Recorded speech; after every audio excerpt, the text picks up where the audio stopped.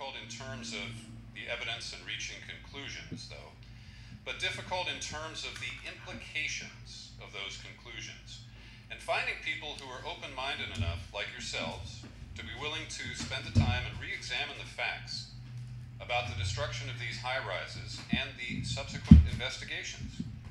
Our commitment to you tonight is to speak the truth and to leave you valuable science-based information. But please, don't believe us. We implore you. Check out every fact that you hear tonight, because it's extremely important that we know the whole truth about this event. After all, it served as the pretext for the invasion and occupation of two countries in which over 1 million people have already perished, and the loss through legislation of many of our hard-won freedoms that we used to cherish here in America, as well as instituting abhorrent policies of extraordinary rendition and torture in the ensuing so-called global war on terror, plus a host of other ills that we're suffering from as a nation. Now, all of this remains intact if we continue to ignore or sweep the truth about 9/11 under the rug, and only the truth will stop another 9/11 type attack from happening again. We must dedicate ourselves to finding out exactly what really happened and why, and to bringing those actually responsible to justice. So these are among the many reasons that we must peer into this painful part of our recent world history, re-examine the destruction, the investigations, and the relatively new physical evidence from 9/11, most of which we haven't seen in the mainstream media. To identify the perpetrator, first, know the crime. Tonight we focus on the forensic evidence found and destroyed at the crime scene, the eyewitness testimony, and the official government reports. So we're still seeking the truth, and tonight we will explore the myths. Hello, you're on the air. This is the return call you have requested regarding the back brace commercial that you...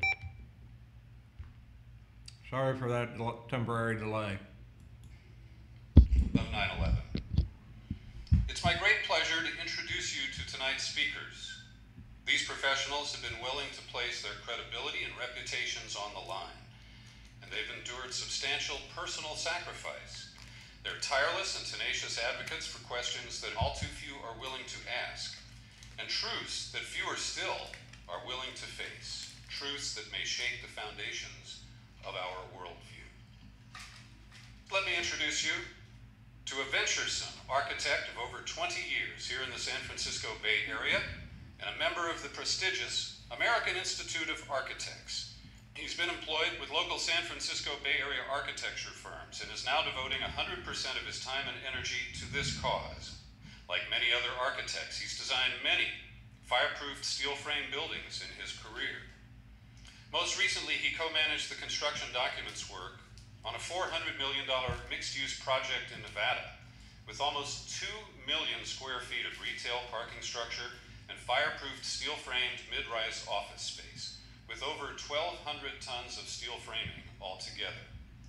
His deep concern about the destruction of the 3 World Trade Center high-rises on 9/11 began after his exposure to David Ray Griffin on KPFA's Guns and Butter program hosted by Bonnie Faulkner.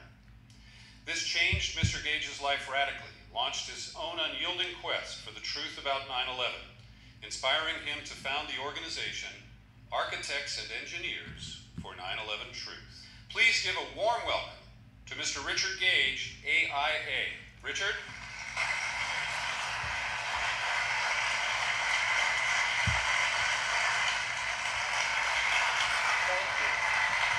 Thank you so much. It is now an equal honor to introduce our featured speaker, a full-time 14-year firefighter who's assigned to Ladder 3 in the city of Seattle. Before becoming a firefighter, he was a paramedic in the Sacramento area for 8 years, leaving the Sacramento Fire Department for Seattle in '96. Altogether, over 22 years of experience in emergency services. He graduated with a Bachelor's of Science in Mathematics from the University of California at Davis. In 2008, startled yet inspired by the factual and irrefutable presentation of the Architects and Engineers for 9/11 Truth, he decided that someone must step forward and take the heat for the truth. His 300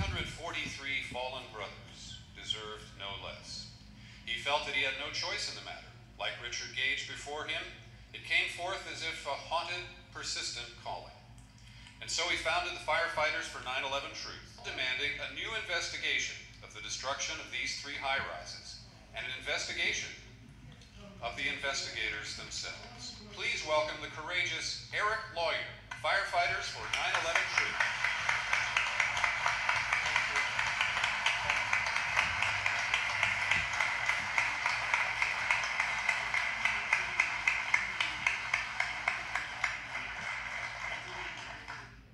Thank you, everybody, for coming, and we really appreciate the courage you have to show up and the openness you have to listen to what we have to say tonight. And I'm just going to start by telling a little bit about my story and how I came to change my views on this completely. Right after 9/11, I tried everything I could to get out to Ground Zero. I was on a team that we thought they were going to call up, but they didn't, and they ended up calling up a USAR team instead. Anyways, I went out there for the funerals. I helped support however I could. This was there about a month and a half after Ground Zero. And so I was very emotionally attached to it. When anyone would talk about it, I couldn't listen. I just didn't want to hear it. I didn't want to consider it. And my lieutenant for years had told me that it looked like, something didn't add up. And I just told him he was crazy. He should leave the country. I was very patriotic, and I just thought, if you believe that anyone could be responsible for this, you shouldn't be here. It was a friend of mine from the military that actually opened my eyes to something else. And one thing led to another. I kept looking. 9/11 kept coming up. And because it wasn't being shoved down my throat, I decided to look into it a little bit more.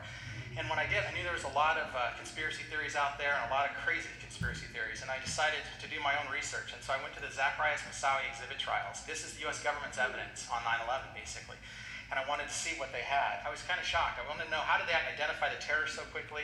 How were they so sure? And so as I started looking, this is what I found. And this is the main evidence that they had. This was found after the plane crash. This was found the next day. So you can see they found bandanas, papers, more passports. You can see these passports. They're pretty well intact. I've been to a lot of fires.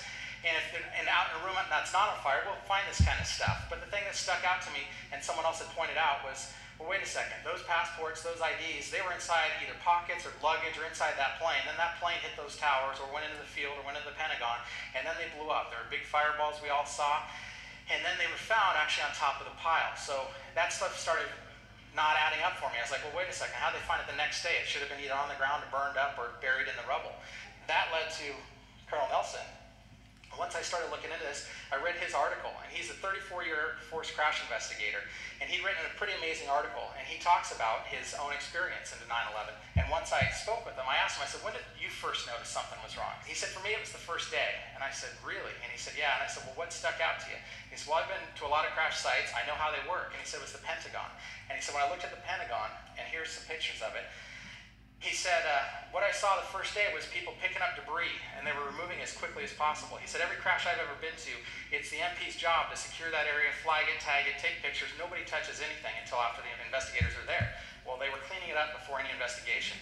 He said by day 3, he knew something was wrong. And by day 3 is when he said they identified the terrorists, and it was the IDs. He said, there's no way. He said, find those 19 terrorists, it would have taken weeks to months to find that kind of evidence, to sort through it, to go through it. He said to recreate the aircraft crash, he said was impossible. So that really made me start thinking more. And the more I looked into it, the 9/11 Commission themselves, I found out, they doubt their own investigation. And so many people in America believe the 9/11 Commission. That's the people who believe the official story, they still swear by it. Well, I found out the investigators themselves don't. So there are all kinds of reasons. We thought we were set up to fail. We got started late. We had a very short time frame. Indeed, we had to get it extended. We did not have enough money. They were afraid we were going to hang somebody, that we would point the finger. Lee and I write in our book that we think the commission in many ways was set up to fail because we had not enough money. We didn't have enough time. We'd been appointed by the most partisan people in Washington. So then you go to their own website. They talk here about how much they spent, the 9/11 Commission budget. It started out at $3 million. Congress then gave an additional $11 million, and the total commission was $15 million. Now, to put that in perspective, you can see that the Columbia Space Shuttle investigation was $175 million. The Challenger investigation was $100. Monica Lewinsky was $30. 9/11 was the greatest crime in U.S. history. and we had the least amount of money going into this investigation, and we still believe that investigation. But then I went to the FBI and I said, well, they're the lead investigators. What do they say about it? Found out he is on the most wanted list, but what's shocking is he's not on the most wanted list for 9/11. They've been asked about that, and they've said that they don't have enough evidence to accuse him. So this is on the FBI's most wanted list. Murder of U.S. nationals outside the United States, conspiracy to murder U.S. nationals outside the United States, attack on a federal facility resulting in death. He's also won a connection with the August 7th, 98 bombings of the United States embassies in Dar es Salaam, Tanzania, and Nairobi, Kenya. They never mention 9/11. They never mention the United States. The FBI doesn't have enough evidence. The 9/11 Commission doesn't believe in their own investigation. We should be looking at this, and we should be holding them accountable. And the 9/11 Commission themselves, some of the commissioners have said, it's a national scandal, and we need a real investigation.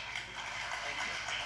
The NFPA, this is what I first looked into when I started investigating it. And the NFPA is it's the National Fire Protection Association, and they set the standards for the fire service. They're not laws, they're not mandates that we have to follow, but they're guidelines. And as an example, it's staffing. If you don't follow certain rules going into a fire, you better have a good reason why the city's not doing it, because if someone gets hurt, they're going to get sued because they're not following the national standards.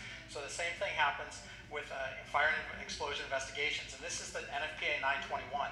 This was approved as the national standard on February 9th, 2001. Now, there's no manual for when a plane flies into a building. They don't have to follow this exactly. What it was created for was for smaller cities that don't have their own investigation units. In this way, they could come in and they could see what are the basics that we should follow. And I've talked to some senior investigators in our department and actually across the country, and they've said they don't have to follow these exactly, but what they typically do is they go way beyond these. So we're going to be looking at the absolute basics. This is like 101. And so once you see what the basics call for, you're going to be surprised. Myth. Normal evidence procedures were followed. All right, well, we go back to the manual. 9.3.6.1, spoliation of evidence. Spoliation of evidence refers to the loss, destruction, or material alteration of an object or a document that is evidence or potential evidence in a legal proceeding by anyone who has responsibility for its preservation. It may occur when the movement, change, or destruction of evidence or the alteration of the scene significantly impairs the opportunity of other interested parties to obtain the same evidentiary value from the evidence as did prior investigators. Maintenance of evidence. After 9/11, there was a rescue and recovery operation going on. Whenever human life's there, we can break all the rules. We still do destroy the building before the investigators get there in what's called overhaul. And what that means is we have to search the ceilings and walls, we have to pull them apart to make sure there's no fire in those. And so we are destroying the point of origin a lot of times by doing that. But again, it's to stop the fire from burning more and to help rescue people. So it's normal for them to damage the evidence getting it out there. Now what they wouldn't do is eliminate it. So any destructive testing or destructive examination of the evidence may be necessary should occur only all reasonably known parties have been notified in advance and given the opportunity to participate in or observe the testing. So obviously NIST had an interest. They were an interested party since they were the lead investigators on the building collapse. So the evidence should have been preserved. And what we find out, NIST themselves admits they had no physical evidence to do the investigation on World Trade Center 7. There's one fire chief in particular from New York. I've talked to him about it. He's actually written a book about this. And he said, I've heard this excuse a lot of times, and a lot of guys would just say, they'll shake their head and they'll just say, well, it's incompetence. You know, it was so much confusion. We didn't know what was going on. Well, we're talking about, this was days after they started removing it, but this went on for months. You can't just make a 47-story building disappear. We protect the point of origin in a house fire. We remove the debris. We put it in a pile sometimes so the investigator can go through it. We tell the investigator where it is. We don't lose it like that. 47-story building is a lot harder to lose. I mean, sometimes we do on a house fire, we'll cover things up and not remember where we put it, but a 47-story building, it can't happen. So Bill Manning was one of the editors for Fire Engineering Magazine. This is one of our more technical trade magazines in fire service. We have Firehouse and Fire Engineering are two big ones. And I remember reading this article back right after 9/11, and I just thought it was kind of crazy, but I just excused it thinking, well, it's about money, you know, and that's what I've heard a lot from other firefighters.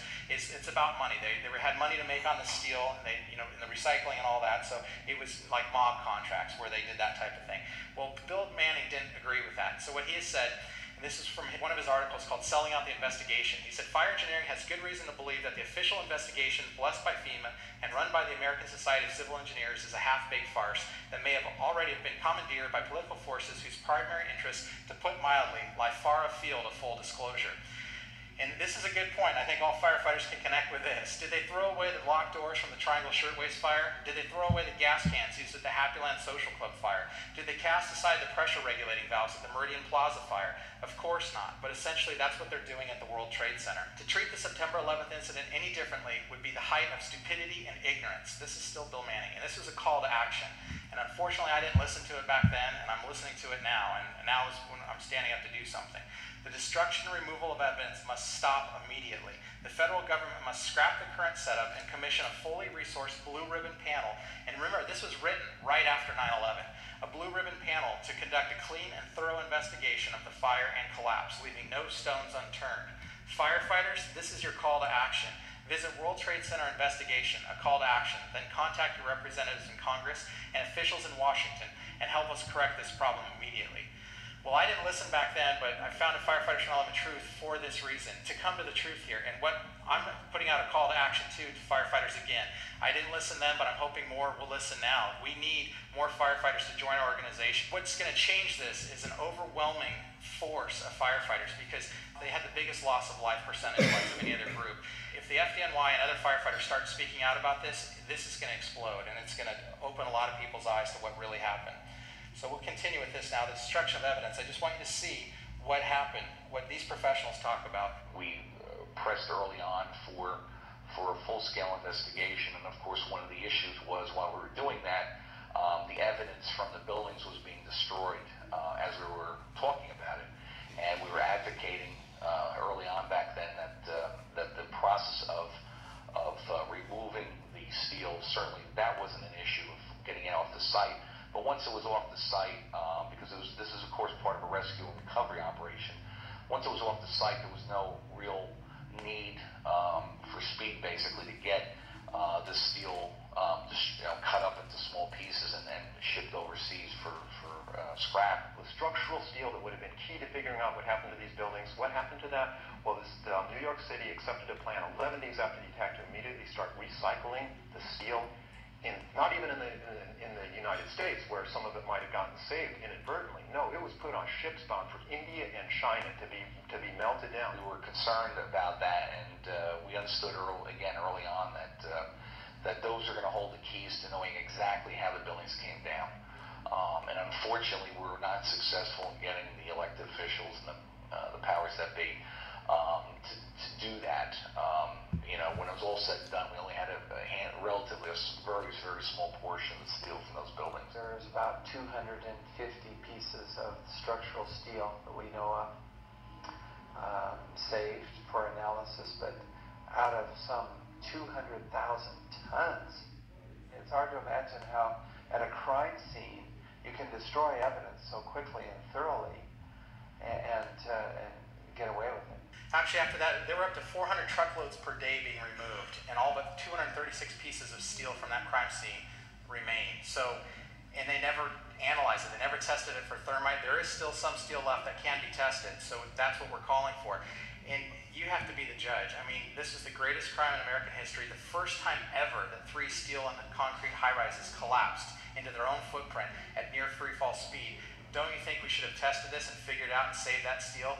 You look at an aircraft crash, they reconstruct the aircraft in a hangar.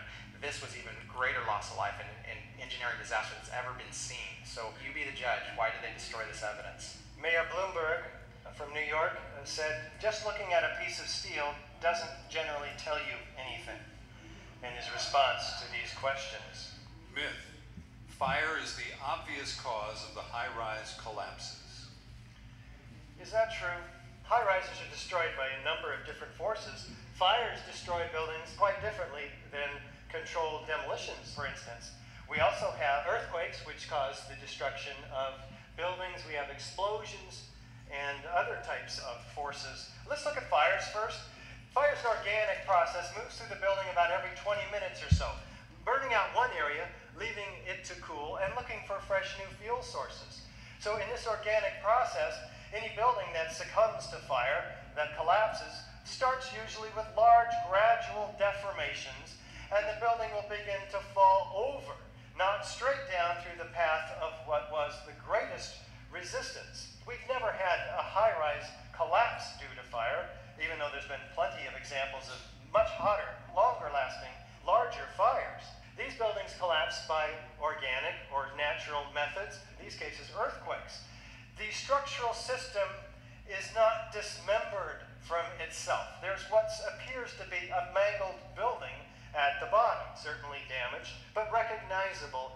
somewhat as a building. The concrete is not pulverized to a fine powder. We will compare these features to what we find at ground zero. These buildings exploded. We have witnesses that hear sounds of explosions. They see flashes of light. There's thick, billowing, enormous clouds from the pulverized solids of the buildings suspended in the air, fueled by these very, very hot gases into this cauliflower-like formation. Well, here's a controlled demolition.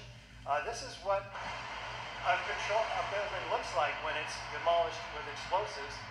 Normally, these buildings are brought down, and they can be engineered in many ways. And of course, the way it's done is we place explosives usually on the inside of the building, and then they're set off toward the outside, and then synchronistically timed floor by floor. This results in a free fall, almost collapse, of these buildings straight down into a pile that's broken up and ready for loading and shipment. There's a specific set of characteristics associated with controlled demolition. Let's see what they are. We have a sudden onset of destruction at the base of the building. We have a straight down symmetrical collapse into its own footprint, because demolition waves remove those column supports, resulting in a free fall acceleration straight down through the path of what was the greatest resistance. This results in the total dismemberment of the steel structure, is broken up and ready for loading and shipment. And minimal damage, of course, to adjacent structures, where we have witnesses that hear sounds of explosions, they see flashes of light. We have enormous clouds of pulverized concrete and the thick, billowing, enormous clouds from the explosives.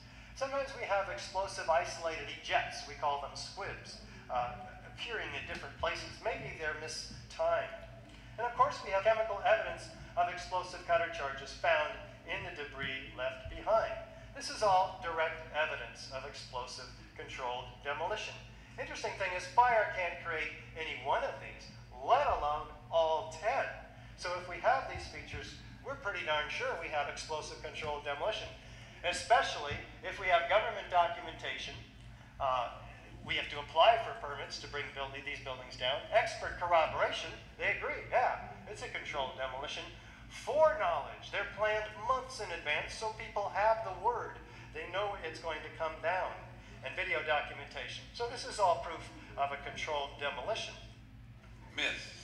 The scientific method was used in the investigation.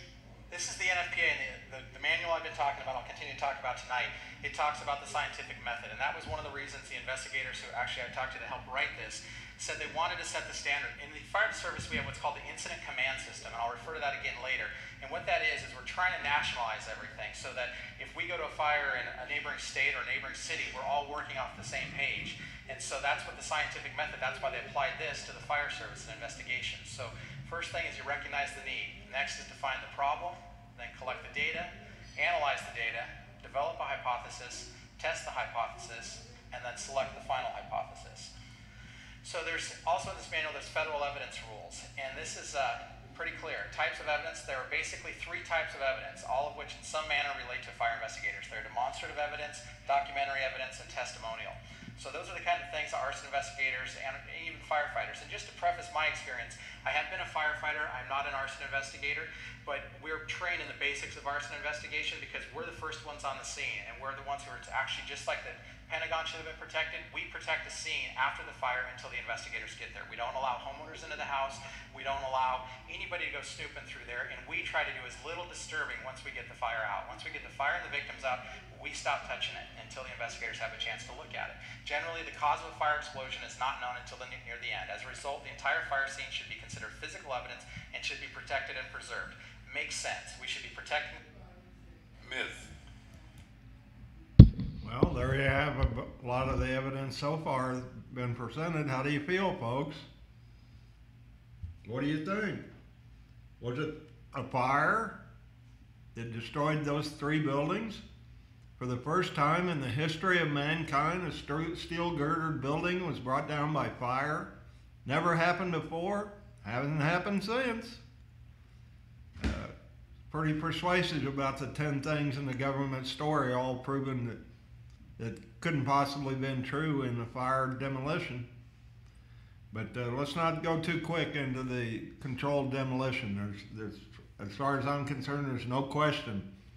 But what that was made, that most of the evidence shows that something like that was conducted. But I'm still a little confused about the pulverizing of the concrete, about the steel girders that I've seen on the outside of the building. As they fall, they disintegrate. I don't know what does that. I know it's not fire. I know there was explosions, but once a steel girder is ejected from a building, how does it suddenly decide to fall into molecules and totally vaporize right in front of your eyes? I'm not sure that demolition can do that kind of stuff. I'd be interested in hearing an explanation, but it looks like the controlled demolition elements were there. There's no question about that. I know that I heard the other day, after I think it's 14 years, there's over 1,000 people in your country, folks, lost friends, loved ones, or acquaintances that they haven't seen since. They think they were destroyed in the building or killed in the building. But I'll admit to you, as far as I'm concerned, a bunch of those people were turned to dust, just like the steel girders. You won't be seeing them anymore. And folks, I like to ask when I go out to the demonstrations, Saturday particularly, I was really hyped up. I did my best to try to wake up as many as I could, and a few did. It was a tough crowd last Saturday, but it was fun. It was trying to insult people into taking a look at this. It's important. If you don't care about thousands of people that were murdered, what do you think's going to happen when somebody comes to kill you? You think a lot of people are going to be interested? Oh yeah, I didn't know that guy, but you know, it wasn't right for him to get killed. But I gotta get back to my stuff. I got a lot of work to do. I'm very busy. Don't have time to worry about somebody dying that I didn't even know. I guess it's kind of a takeoff on the former governor of Minnesota, Jesse Ventura, one of his books. He ain't got time to bleed. Of course, he said, I ain't got time to bleed. But that, as far as I'm concerned, that's where it's at. Do you have time, folks? Do you have time to maybe stop the killing, stop these false flag operations that are quickly taking away your rights and destroying your country? Do you have any time for that? Or are you just going to stand idly by and watch millions of people be destroyed? There's some discrepancy or different stories in the amount of people that Mao killed in China. Ranges anywhere from 60 to 90 million. Stalin killed millions and millions of people. I think he starved to death over 16 million in the Ukraine under his reign of terror. A reign of terror? What the heck? That's what they're talking about here. And of course, then there's Adolf Hitler. Millions of people died in some of the havoc that he created. What do you think's going to happen here, folks, if you don't wake up? If anybody else has a different take on it, I certainly want to hear it. Now's the time to call in. We'll go back to some of the myths here in a second if we don't get any calls. But now's the time to call. Area 702-983-0711. Area 702-983-0711.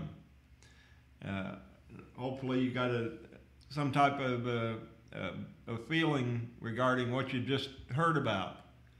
The Eric lawyer. 2 years he insulted people. You know, I'm sure he's sorry now. He's asking for your help. You know, we all make mistakes. That's why we're here, as far as I'm concerned, to learn from those mistakes and to try to help others. And I hope that you feel that way too. I know there's a lot of people there at radiotribune.com that definitely feel that way. One of the main individuals is Rolando Larraz. I don't think anybody can question his commitment to freedom and liberty that he's enjoyed in this country after his leaving of Cuba. He doesn't want this country to what happened to his original country to happen to this country here. How can that be wrong, folks? If you can help him, if you realize that there's a potential problem there, now's the time for you to come forward. Start reading the Tribune. It's going to come out here, I think, tonight or tomorrow night for this week. I'm hopeful I'm going to, after the show, I'm going to submit a small ad about the firefighters. We'll have some of the DVDs that I'm playing right here today in this show. We'll have them here. I don't know how many. I've got at least 5 or 6 of them so far. If you can, if there's any way, you can certainly make a contribution. The electricity to keep the lights on and to tell you about this isn't free yet. I guess they're going to try to make it free. They're going to try to make everything free before they collapse everything and see how many people they can kill. There's no question who's going to get blamed for the next false flag operation. But the reason it hasn't happened yet, folks, because there's too many people blowing the whistle on this one. 9/11 can stop all 9/11 wars in the future.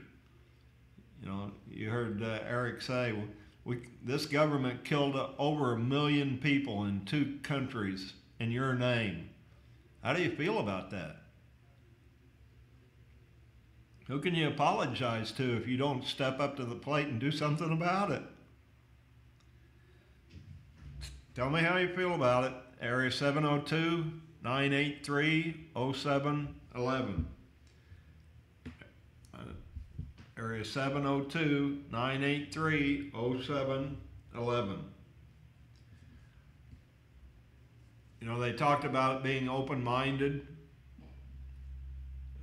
I guess in this instance, it's just the ability to change your views. You got views based on something, one would hope, not just hoping you got the truth by what the first person you came across told you.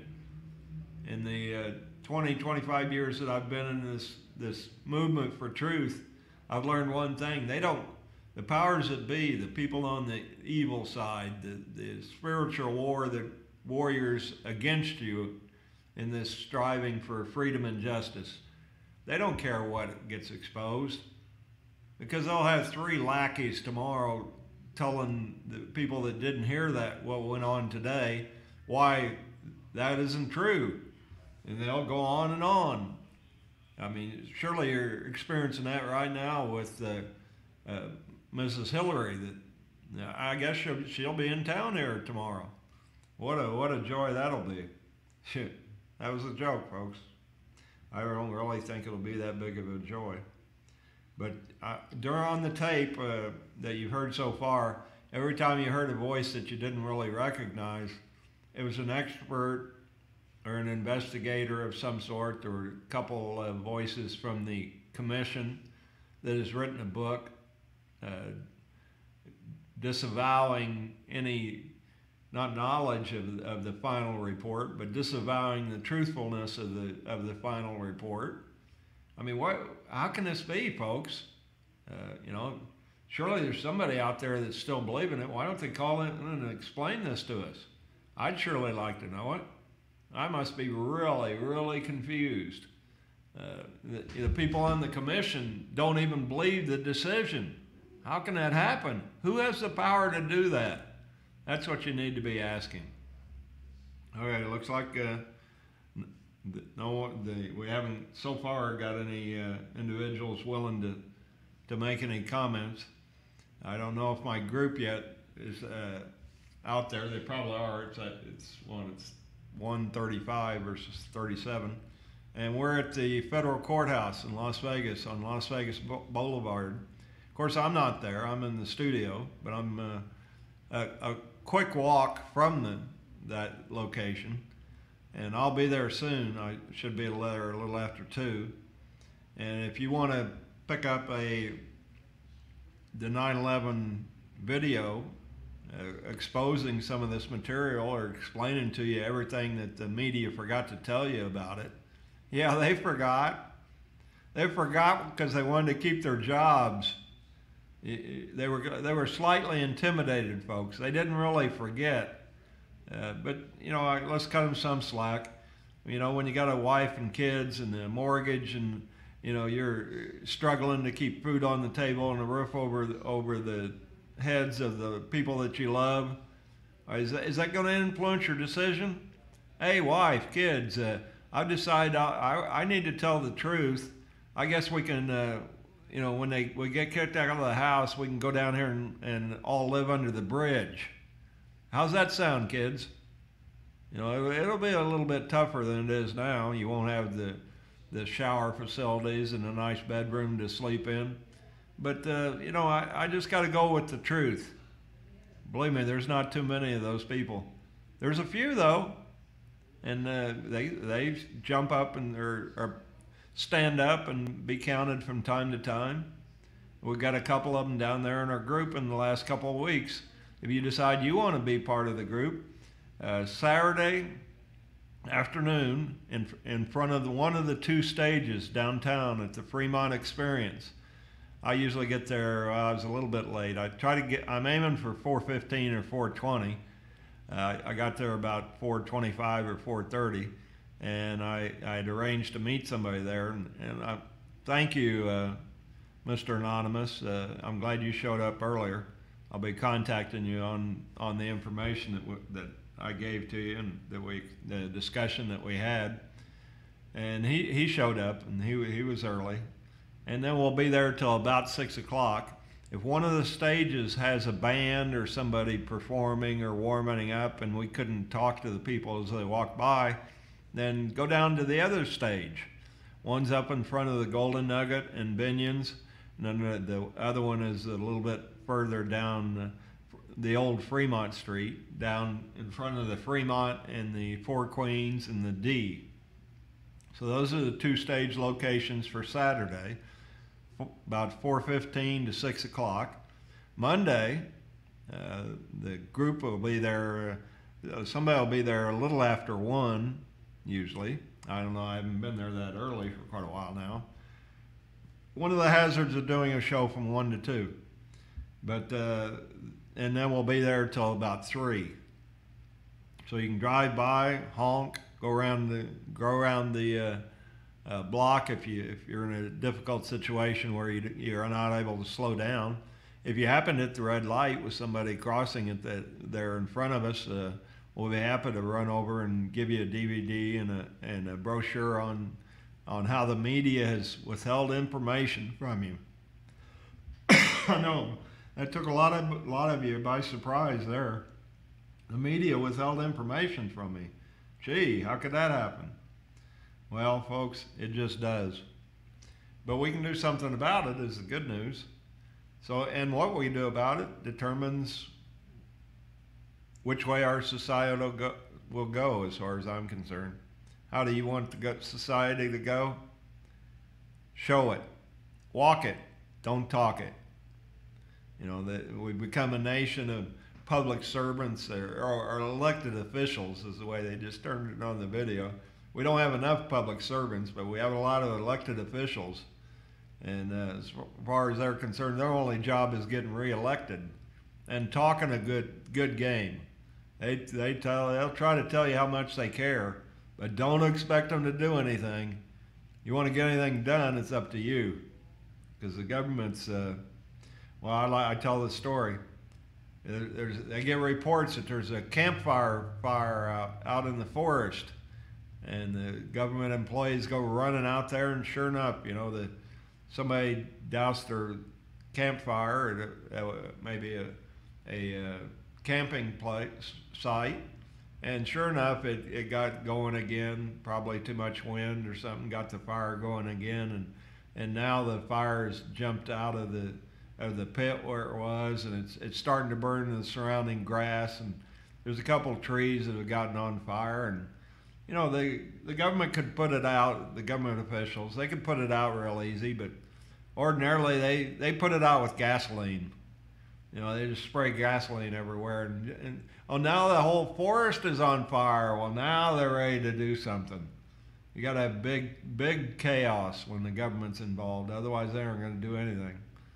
Or they're going to hamper any efforts to do anything. But it's the government we got right now, folks. If we aren't satisfied, then we should be in the process of changing it. You know, President Obama explained to us at both of his election cycles how important change is. Well, yes, sir, Mr. Obama, you're exactly right as far as I'm concerned too. We need some change. How much longer are you going to be in office? Yeah, we need a little change in the political offices too. But I wish you the best of luck wherever you go. I don't know that you're going to stay in this country because you haven't shown me that you have a lot of loyalty to this country. So wherever you go, that's best of luck, sir. So let's return to this. We're going to if I can get to this section. I noticed the computer went back to 0, so there'll be a slight delay here, probably, chances are. I'll try not to make too much noise with it while I get it straightened out. And we're going back to there were only 2 towers destroyed on 9/11. Well, how many people think about that? I got a feeling quite a few, folks. But there were more than 2. And let's find out what's going on in the destruction of the towers at 9/11 that day. There were only 2 towers destroyed on 9/11. This was the 3rd skyscraper to collapse on 9/11. It was about a football field in length away from what was at one time the highest buildings in the world when they were built for about a year. It may be dwarfed next to those, but it would be like the highest building in most of our states. Now, this building wasn't hit by an airplane, so its manner of destruction is really quite interesting for us researching this. It collapses at about 5:20 in the afternoon of 9/11. You can see here the North Tower has come down. Building 7 is still standing. The North Tower is already down here, and the building is still standing. Fire started about 1 o'clock in the afternoon and burned 3 or 4 hours. Let's take our first look at the collapse of this building, narrated by Dan Rather. What you're seeing are high shots. Now, here we're going to show you a videotape of the collapse itself. Describe that. Now we go to videotape the collapse of this building.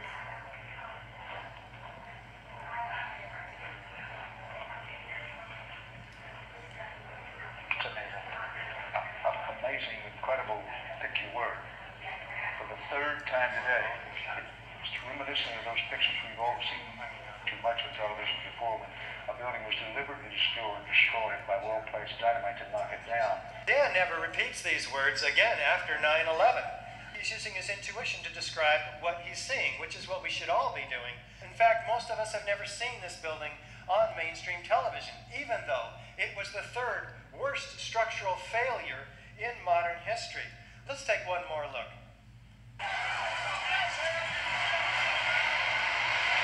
Smooth, symmetrical. The penthouse falls a second earlier, indicating core column damage.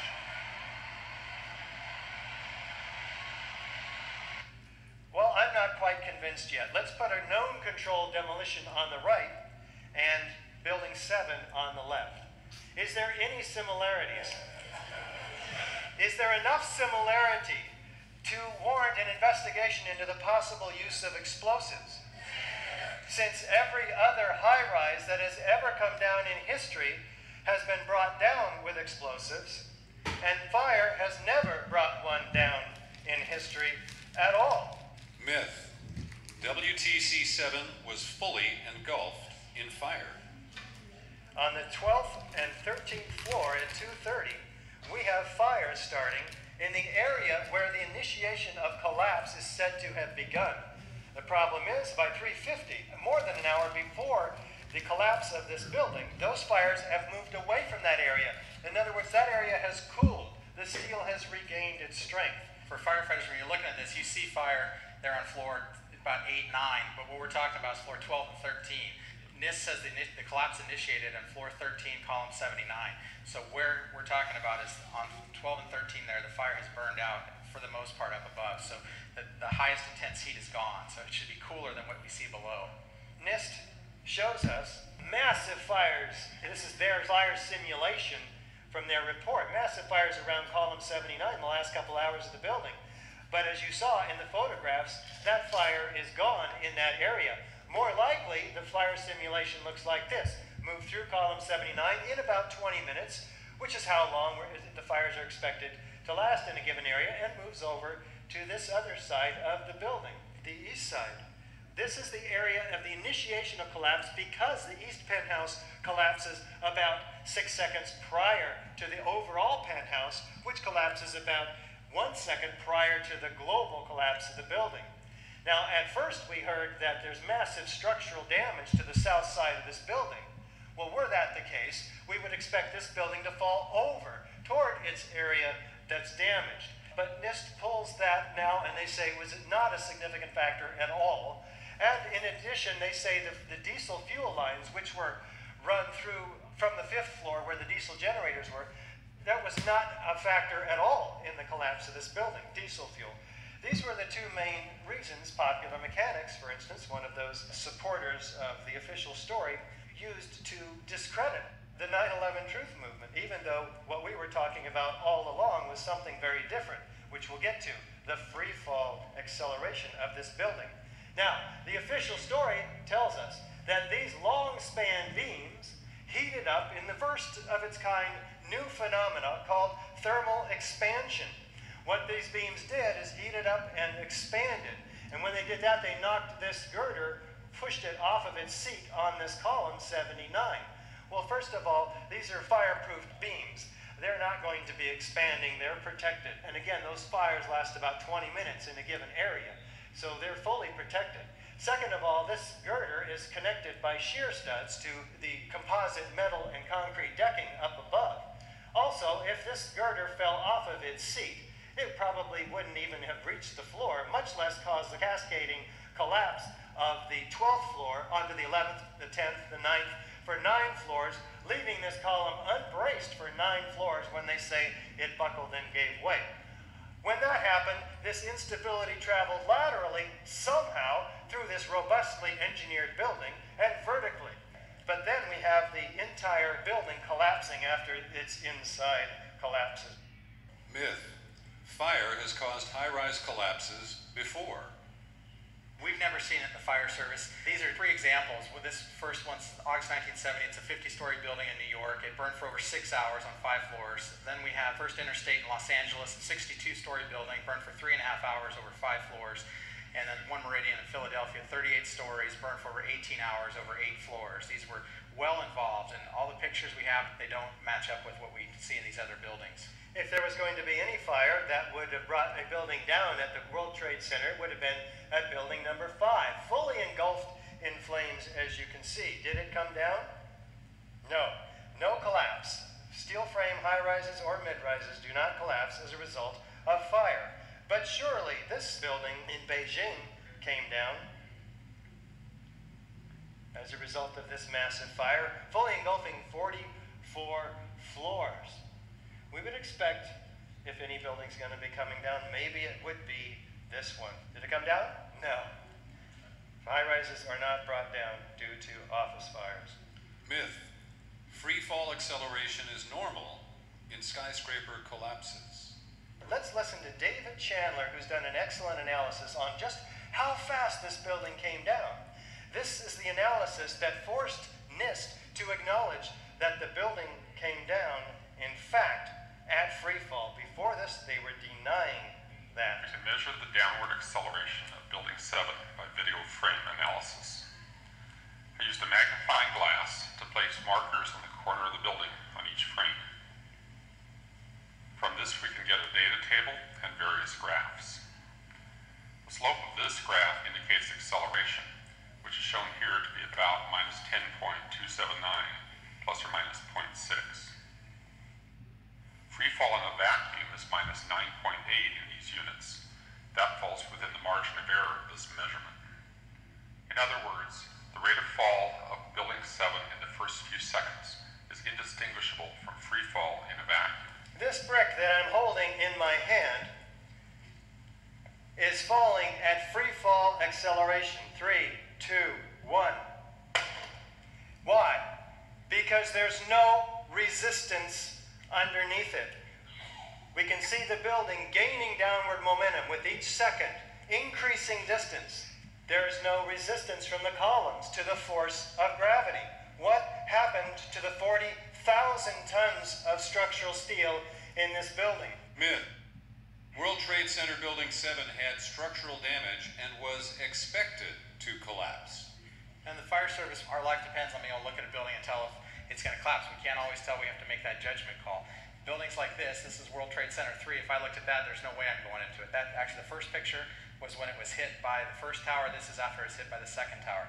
No way you're going into it. That looks like it could collapse.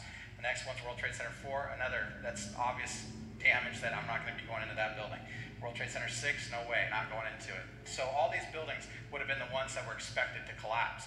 World Trade Center 7 had pocket fires on multiple floors, had no signs of major destruction that would make us scared to go into that building. In the fire service, I talk about the incident command system. There's people in here that talk about foreknowledge, talk about it's coming down. We are not saying that these people were involved in any way, because in an incident command system or a fire scene, you get orders from above. There could be just a rumor planted somewhere, and it can trickle down. Just because we're reporting something or firefighters are, doesn't mean they're in on it. Listen for the explosion at the beginning of this video. The mysterious construction.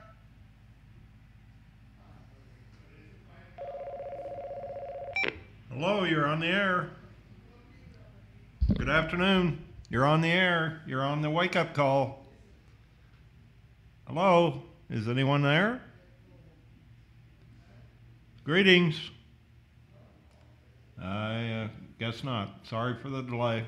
We'll return. This is an important message from Focus Receiving Management. Yeah, this is an important message too. So long. Construction worker turning his head around and saying, "Did you hear that? Keep your eye on that building. It's coming down."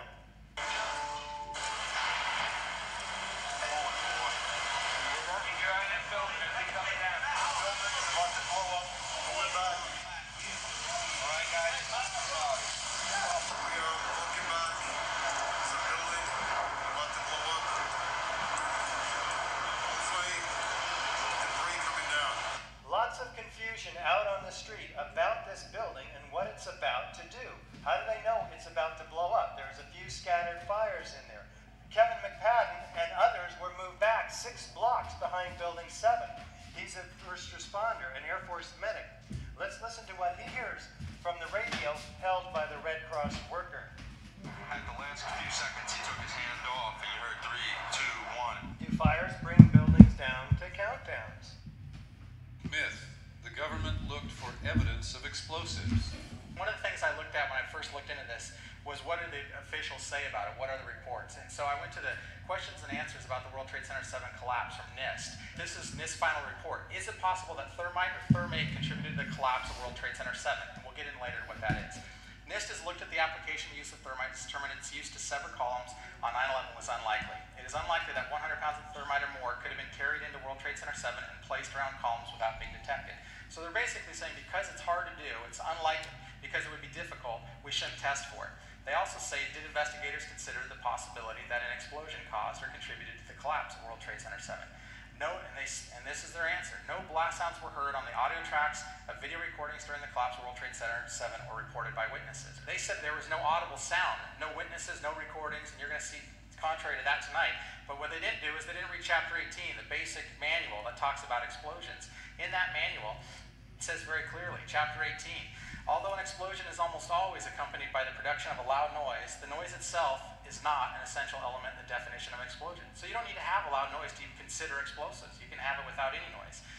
18.13.2.1, identify explosion or fire. Okay, let's stop right there.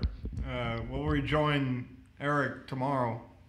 We'll find out more about the explosions that occurred. If I remember right, I think I saw part of this segment on Saturday when Richard gave me the tape.